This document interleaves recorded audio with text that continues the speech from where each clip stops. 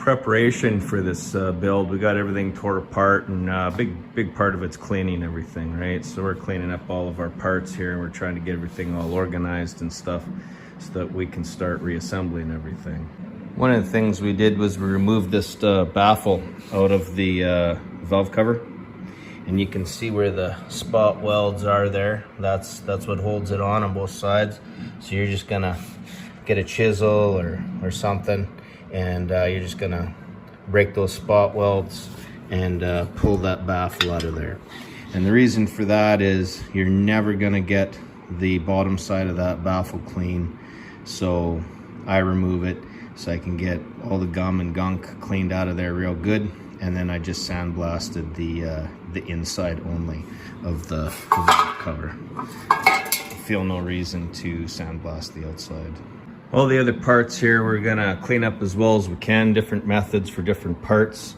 I sandblasted these because there's all them little nooks and crannies in there that are hard to get at. So I sandblasted all of these, and some of the other parts, like I sandblasted the spider here. But these here you can't sandblast. Your lifters, you want to tear these apart, clean them up real good. Got the push rods cleaned up, all the bolts here. You could sandblast those if you want. And then here's our oil plate for our oil filter.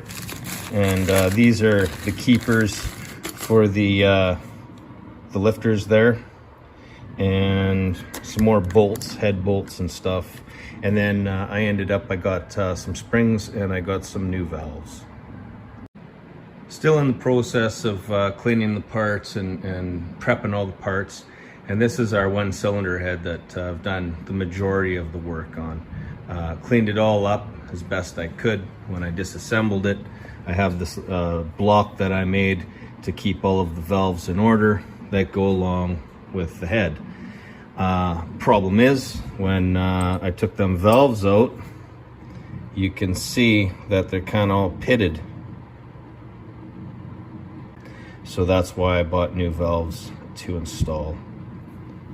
1/2-inch ratchet and socket's going to remove these two bolts that come out in a pair, and then that's going to remove your rockers. So you get those rockers off of there, and then you can get at removing your springs. Get yourself a valve spring compressor tool. There's lots of different kinds of them. You want to compress your spring there. Get yourself like a magnet so you can pull the keeper out. I likely would need 2 hands to push down on that to pull that out, but you'll use the magnet. You'll pull your 2 keepers out of there, and that's what they look like. You'll take that out, and then once the keepers are removed, then you release the spring and the retainer at the top here, and now you can get your valve out the other side. And here's your seal right there, and that just pops right off of there.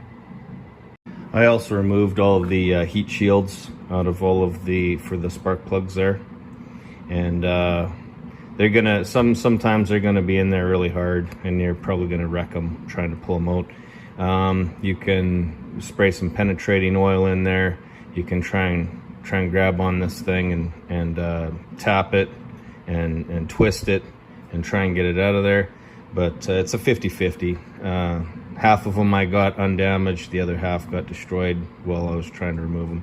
Also too, you can remove your studs as well, and that's just pretty much all going to be part of so everything's disassembled and clean the head up really good. The last thing we did with these heads before we disassembled anything was we did the bolt pattern for our LA intake for these Magnum heads, and also we just touched around the edge. We're just cleaning up the edge there on these intake runners so that it matches the intake gasket and the intake manifold that we're going to be using. So now we can get excited or not excited about porting.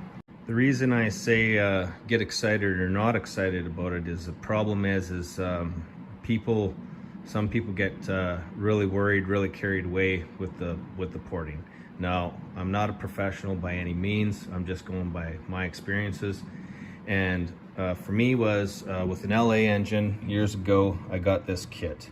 so that I could port my heads. And if you're wondering why there's black marks on these templates, it's because when I was shining the light in there, I needed to see whether it was touching the sides or not. So then I marked that spot out with black so that I could see the light between the template and the wall of the runner.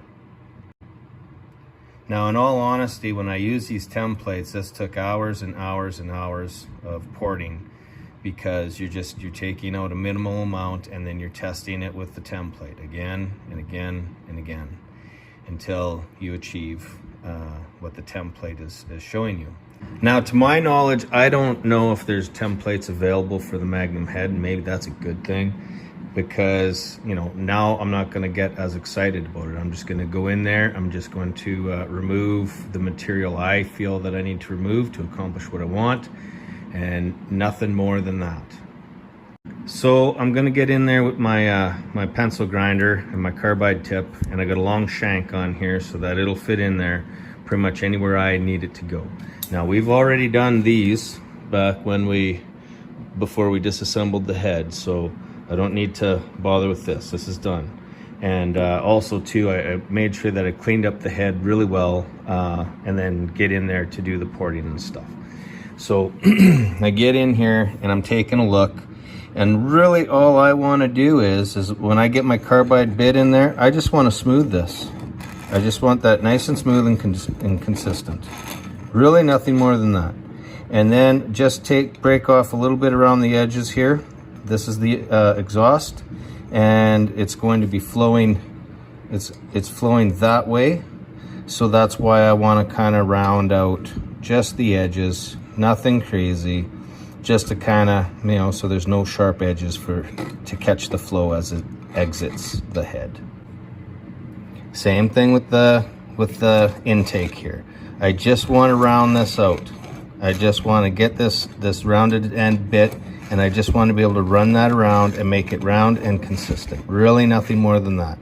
Now, you'll find when you're looking at these are not really very consistent from one to the next, right? When they machine this, they really didn't put a whole bunch of time into making them consistent. So what I did was I just kind of cleaned up and smoothed this out just to kind of make it transition nice. That's all I'm really doing. I'm not trying to remove a bunch of material to gain port size. I just want I want a nice consistent, you know, use your finger, rub it in there, and if you feel any, you know, any spots that are a little bit out, you know, you just get in there and do a little more work. Hopefully with a little side-by-side comparison, we can see what I'm talking about here. If you get in on this intake here, there's this ridge here, right?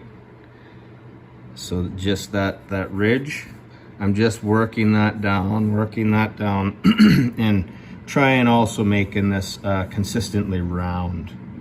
Maybe a little material on the top up there. Gonna try and take that again, just because if you can see, it's not consistently round. So here would be a good spot, there would be a good spot, and minimal removal of material in here, just enough to break that ridge. And then basically with down in there, we're just gonna round that out.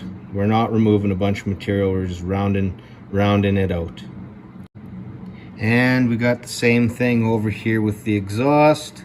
So I'm looking in here, it's kind of hard with the light, just minimal, just there's a sharp edge there kind of, so I'm just removing that, and I'm just kind of just rounding it out, removing that edge just up here, and then down in there there's going to be a little more work to round that out down there, so that it'll flow nice and break that edge. Like I said, just break that sharp edge off of there, nothing crazy. So the other thing is when you're doing this, you don't want to be working up too high because you don't want to get into your valve seat, right? So what I've done is I've kind of marked it here. So, and I did this for two reasons. So this one here, that's where it's sealing. That's your valve to your valve seat. That's where it's sealing, and this is really narrow compared to these other ones here. That's a little narrower than what a person would like. This is this is the exhaust. This is a little better. So maybe when I'm working the valves in there, we can fix that.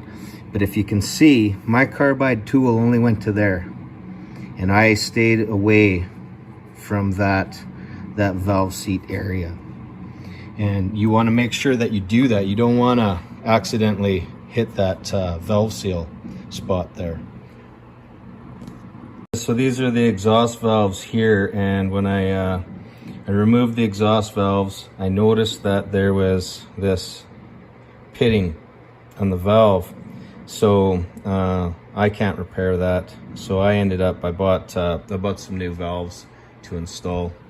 And also too here, so you can get a file and you break the edge off of this right here. So here's the old one, and that's the edge that you're just touching. Now you feel with your fingers, there's a little bit of a sharp edge there, and you're breaking that edge and cleaning that up. And that's kind of like, I don't know if they call it back radiusing the valve. So you're just breaking that edge so you get a little better flow. Here it is with that valve and the drill press. You're just going to turn that on, let that spin around, and then what you want to do is you want to use a flat smooth file. You want it to be, you don't want it to be coarse, you want it to be really fine. Then you're just going to put that in there, and as that's running, you're just going to break that edge. Again, make sure that you do not hit that valve seat area. You're just breaking that edge off and trying to make it smooth.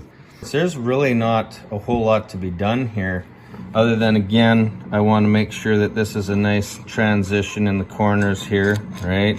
On all 4 spots. I want to make that, you know, a nice radius all the way around. But as you can see, if anything, really more than anything in there is just buildup, right? So you're just taking out that buildup out of there.